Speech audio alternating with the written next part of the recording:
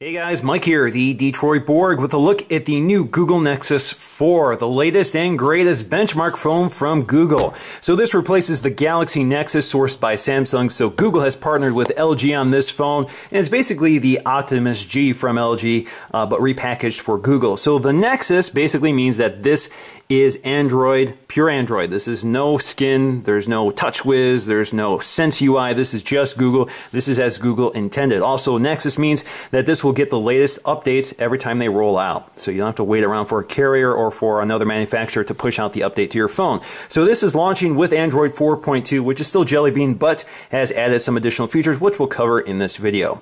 Now, spec-wise, we have a 1.5 gigahertz quad-core Snapdragon processor, we have 2 gigs of RAM, and we have 2 storage options. We have 8 gig or 16 gig, and there is no expandable storage here, so you can't add an SD card to bump up the storage, so you probably want to go with the larger size.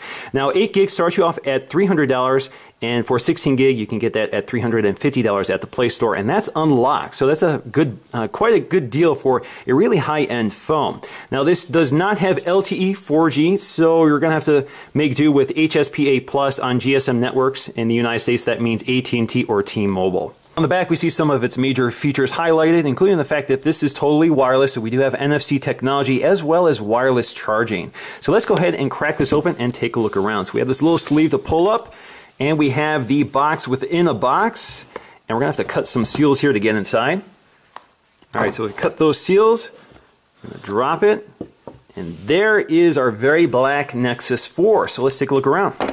All right, so let's just lift this out, and you can see the Nexus 4 there with that very sparkly back panel. We're going to take a look at that in just a minute while we take a look at the package contents. We have that little tray here. Inside we have our literature. So let's take a look to see what we get inside that packet. All right, so we have our quick start guide, which tells us a little bit about the phone in 2 different languages, English or Spanish, and we have our safety and warranty information. We also have our USB charging cable, which is a micro USB. We have a little SIM ejection tool here, and we have our USB wall adapter for charging the phone. Now with the plastic removed, you can see we have that LG branding. All right, getting back to the phone, you can see it's covered in plastic, so let's go ahead and peel this off. You can see that the plastic actually indicates the functions of the buttons. So let's go ahead and peel this off. All right, on the back, we got one more piece. And there we go. All right, with everything booted up, we can go ahead and take a look around the device. So here we have that 4.7-inch IPS Plus display. This is LCD, replacing that AMOLED display from the Galaxy Nexus. So this gives us a much higher screen resolution of 1280 by 768, which is good for 320 ppi. This is right up there with the iPhone's resolution, but over a larger screen. Now, because this is a Nexus device, we do have on-screen Android controls rather than capacitive touch buttons on the bezel like a lot of manufacturers tend to do. Actually, down here is a notification light, which most Nexus devices also have, which lets you know if there's something going on in the background, whether you have a Facebook update or email or that sort of thing. Now, up top, we'll find our earpiece, which is at the very edge of the glass, which I think looks pretty sharp. You can also see we have a 1.3 megapixel front-facing camera, which is good for 720p video. And if you look really closely on the left, you'll see some light sensors, ambient light sensors, and proximity sensors. Now, if you look at the edge of the glass, we have this chrome bezel, and the glass actually sort of curves to meet it. So it kind of has a nice feeling to it when you roll your finger across the edge of it. It feels very smooth and seamless. Almost feels like the glass is wrapping the edge of the phone. On the left side, we have our volume rocker as well as a SIM tray here, and you can see a little port here for ejecting the SIM. Toward the bottom, we have our micro USB port for charging. We have a microphone as well as these 2 screws to open up the device. On the top, we have a headphone jack as well as another microphone. On the other side, we have our sleep wake or power on and off button. Now also on the back, you'll find that stippled pattern. So there's kind of an etched pattern underneath the glass which picks up light and reflects it. It almost looks like it's another screen, like it's active. So I think it's actually a very nice effect, very nice detail.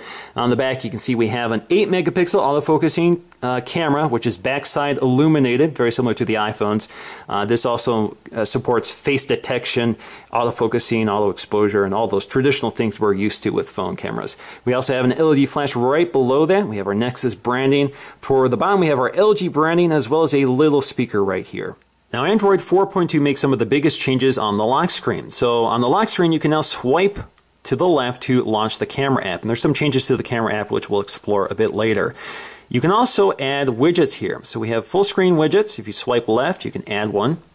You can see we have some selections here. So we're going to add my Gmail, and we're going to add my inbox here. Now there's a little bug here. In order for it to resize to the full screen, you have to close it and lock it and wake it up again. So if you swipe, you can see we now have our full screen email widget here, which I can read. And you can add another widget. You can keep adding widgets here. So let's go to calendar. Again, lock it, wake it back up, and it should be in its right place. There we go. You can also remove them just by tapping and holding them and taking them up to remove. Again, very similar to the home screen. You also have a clock here, which gives you some controls like your alarm settings here, so you can set your alarms. You can also select a timer here, another timer, and so you get some quick controls from the lock screen. And of course, you can still launch Google Now from the lock screen, so you get a little circle here and just swipe up, takes you right to Google Now. Now 4.2 also adds this quick settings control up here, so it gives you access to things like your brightness control settings, your battery indicator, Bluetooth on and off, airplane mode, also your network settings. So for example, if we tap brightness here, we can control our brightness on screen right here, or we can set it to auto. Now as for the stock interface here, you can see that they've given us some widgets here. So we have the My Library, which will aggregate your Google library. That includes things like your books, music, movies, etc. So it all appears in this app, and you can tap on any one of them to jump right to it. We have a clock here. We have a folder full of Google apps. So plenty of apps here. So play magazines, play books, play movies, play music, YouTube, Google Talk, calendaring.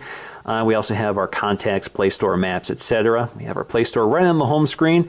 We also have this recommended app or recommended widget here for recommending content from the Play Store, and you have room to grow. And of course, you can tap on the app drawer to get to more apps such as Google Wallets, Movie Studio, Navigation, and etc. Now the camera app has some major changes here. So for example, if we tap and focus, you can see we get a little animation here, which indicates the fact that the camera is focusing. So you'll see green for focus, red for not focused yet. You can also tap and hold to get to your settings. So instead of pressing the settings button here, you can quickly access them. So you can switch your camera, you can switch on HDR, you can change your flash settings. So you can scroll to flash auto or flash on. You can also go to your exposure compensation here, so you can change your exposure. You can also go to settings here, so that'll launch your settings, and you can select scene mode to auto, store location, picture size, 8 megapixels, and if you tap on any one of them, you can go ahead and change them as you want. You can also activate that just by tapping the right corner here. That'll bring up the same controller. Now, one of the biggest new features with Android 4.2 is sphere mode. So in addition to panorama, video, and still mode, you now have sphere mode, which uses the gyroscope and accelerometer and those other sensors in the phone to allow you to take a full 360-degree photo of wherever you are. So basically, you take a bunch of still photos and it kind of coaches you along. So all you have to do is position the camera along those blue dots, and it will automatically take the photo for you. And as you do so, it knits them together. And you can also hit this back button to undo it. You can see the back button in the upper left or upper right corner. That will undo the picture, and you can take another one. And all you have to do is hit the stop button, and it will knit it all together for you and create a fairly seamless picture, although it's not always perfect, but it works pretty well.